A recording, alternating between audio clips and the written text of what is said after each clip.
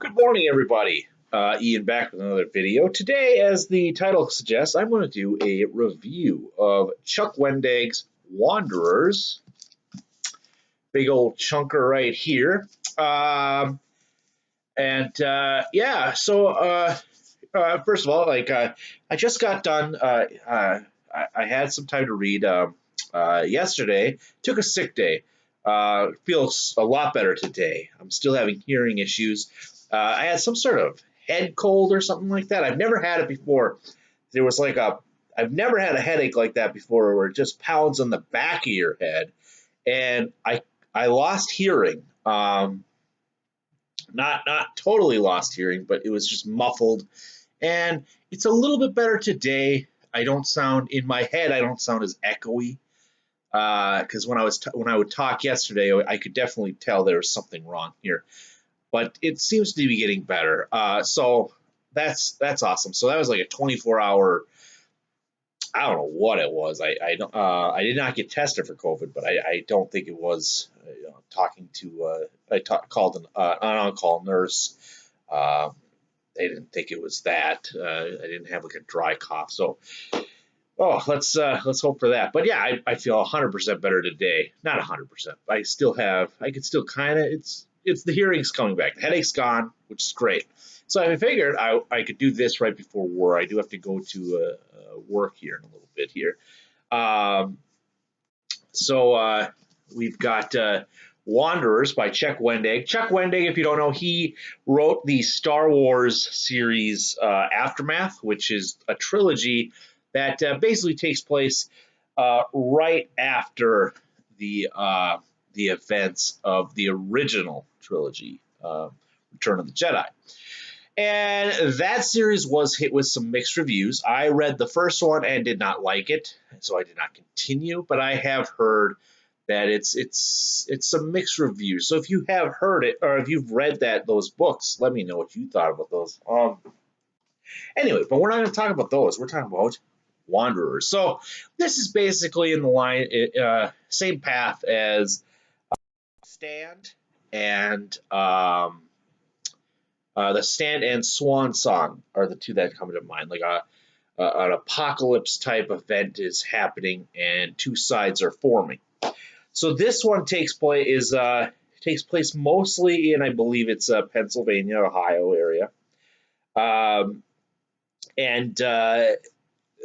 it starts off with we have a character named Shauna and Nessie, and Nessie all of a sudden starts sleepwalking. She's the first of these sleepwalkers, the wanderers, if you will.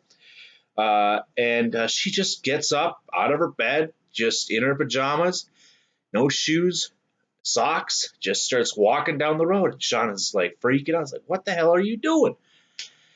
And she tries to hold her back, and when that happens, Nessie begins to shake uncontrollably, and you don't know, and then she gets warmer and warmer, and soon becomes hot to the touch, and Shauna has to let go of her, and Nessie just continues walking, stops shaking, she cools down a little bit, continues to walk, and Shauna just follows her around. Her dad comes. They can't figure it out. And then all of a sudden, two more walkers start showing up to follow Nessie. And that's where we begin the events for what is to come. So you have one thing this book's got going. That's kind of like the basis of the book. Is then you have some political agents who are wondering what's going on with this flock of walkers. What's going on? Are they dangerous and all that stuff? And I'm not going to tell you. This is not going to be a spoiler thing. So this is going to be a very. I'm not. I don't know how to do reviews quite yet. I'd like to do more reviews this year on books that I actually enjoyed, anything that got over 4 stars. So if I'm reviewing it, it means I enjoyed it. I did give this book 4 stars.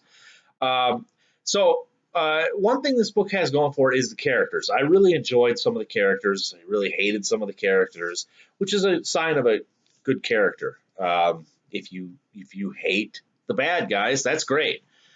So you have let's talk about some characters. So you have Shauna, obviously, is going to be your main protagonist, I guess. Nessie is her sister. She's a walker. You also have kind of a disgraced scientist. I won't tell you why he named Benji. I won't tell you why because that's kind of part of the reveal. Benji is a disgraced scientist for the CDC who gets called back in.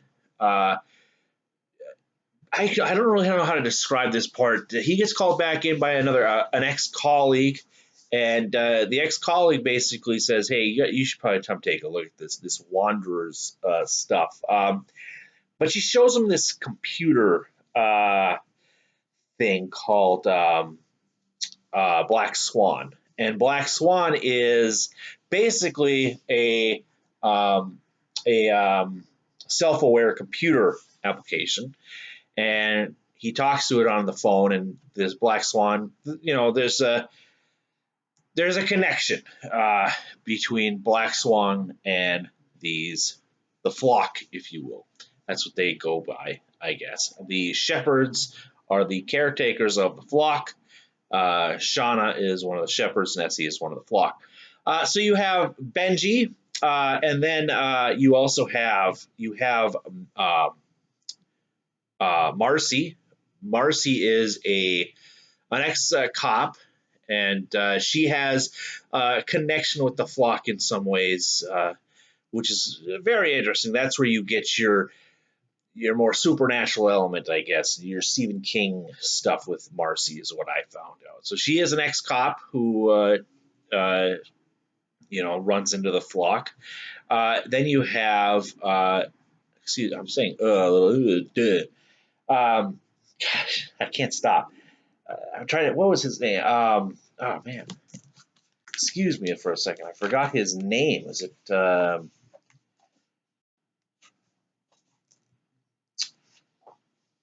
want to say Mike, right? Oh, this is terrible. Well, before I talk about Mike, I'll try to find his name. You have Pete. Pete is he is a rock musician. Like, he's 50. He's like in his 60s, 50s or 60s. I can't remember. Maybe late 40s. But he's one of those guys who's doing that casino tours where his rock band is kind of a has-been, and they're trying to get back together. And he's a very interesting character. He is married, but this whole time he's been living a different lifestyle. He is in a relationship with another man, and so he's trying to hide that from his wife and kids. So you have that little side plot. And I cannot find Matthew. Matthew is his name. Excuse me. So Matthew. Then you have Matthew, which is a very interesting character. And Matthew is a father. He's a priest or a preacher.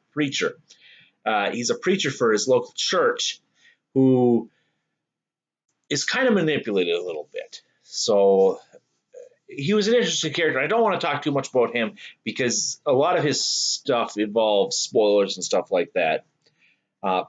Then you have a radio host who is a shock jock radio host in Hiram Golden. So you have that character who is trying to spin this flock in a bad way. And then you have Ozark Stover. Ozark Stover is a militia leader, basically. And he, if you will, he is probably the main antagonist in this series. Big, huge mountain of a man, and just a menace to deal with. And he is he's a militia leader, is what I'll tell you. And then you have the President of the United States, Nancy Hunt. She's thrown this mess, like what to do with. There's an election coming up, so she's got to. So you got a lot of politics in this book as well. And on the other side, you have a character named Ed Creel who is running against Nancy Hunt. And the thing with this book is, you can definitely tell what side of the aisle Mr. Wendig is on. And if you can put that aside and just read the book as a book, you'll have no problem with it. But he definitely takes shots at one side of the aisle, a lot of shots, which I can see that if some people would come off as like, damn, this is bullshit kind of stuff. But if you put that aside, it's you can definitely tell what side of the aisle he's on. So there's that. That doesn't bother me too much, um, but it can be a little bit in your face. I can definitely see that. Um, so you've got those two characters going up against each other because there's an election coming up to lead the country, and both of them have different viewpoints on what to do with the flock. So that's kind of reviewing it right there. That's just the basis. I did enjoy it. I did give it 4 stars. There is a second book coming out in August, and I'm sure I'll probably get it because um, it did leave enough for me to. I did like the characters. I should say that's what this has going for it. It's got the characters going for it. Um, by the end of the book, we're kind of getting into like your generic, good versus evil, I guess. So we'll have to see what happens there. Yeah, so it is coming out in August. So I will probably picking that up. But yeah, if you like the Stand or Swan Song, give this one a try. It's like 800 pages. It took me, I think, 2 weeks. I was listening to it as well as reading it. Listening to it just gave me a better sense of the world building stuff like that. And then I'd read like more important, like I would reread like important like plot points that happen in this book. But yeah, so that's it. This is the book right here. Uh, I'm curious to see what everyone else thought. I did see that this does have some mixed reviews, so it's kind of curious, but it's still, yeah. I mean, this is 2019, so I mean, it's not new, but it doesn't. I haven't seen a whole lot of people read or talk about this on BookTube, but yeah, let me know if you've read this and what you thought about it. So take care, everybody. Have a good one.